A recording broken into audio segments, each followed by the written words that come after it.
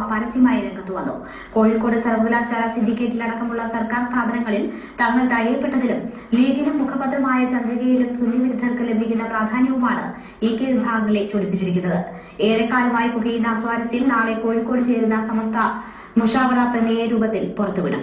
മുജാഹിദ്, ജമാഅത്ത് തുടങ്ങി കടുത്ത സുന്നി വിരുദ്ധർക്ക് ലീഗിനകത്തും ഇപ്പോൾ സർക്കാർ ബോഡികളിൽ ലഭിക്കുന്ന പ്രാമുഖ്യവും കാന്തപുരം സുന്നി വിഭാഗത്തോട് കുഞ്ഞാലിക്കുട്ടി അടക്കമുള്ള നേതാക്കൾ കാണിക്കുന്ന അടുപ്പവുമാണ് എക്കാലത്തും ലീഗിനൊപ്പം നിന്നിട്ടുള്ള EK വിഭാഗം സുന്നികളെ ചൊടിപ്പിച്ചിരിക്കുന്നത്.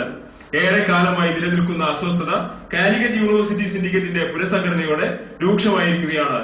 സമുദായത്തിൽ നിന്ന് 8 പേരെ സിൻഡിക്കേറ്റിലേക്ക് നോമിനേറ്റ് ചെയ്ത ലീഗ് EK സുന്നി വിഭാഗത്തിൽ നിന്ന് ഒരാളെ പോലും പരിഗണിച്ചില്ല. കഴിഞ്ഞ കുറച്ചു കാലമായി ചന്ദ്രിക മുഖപത്രം കാന്തപുരം മുസ്ലിയാർക്കും മർക്കസിനും നൽകുന്ന പ്രാമുഖ്യവും ഇവരുടെ പരിപാടികളിൽ കുഞ്ഞാലിക്കുട്ടി അടിക്കടി പങ്കെടുക്കുന്നതും സുന്നി പണ്ഡിതന്മാരെയും അണികളെയും ചൊടിപ്പിച്ചിട്ടുണ്ട്.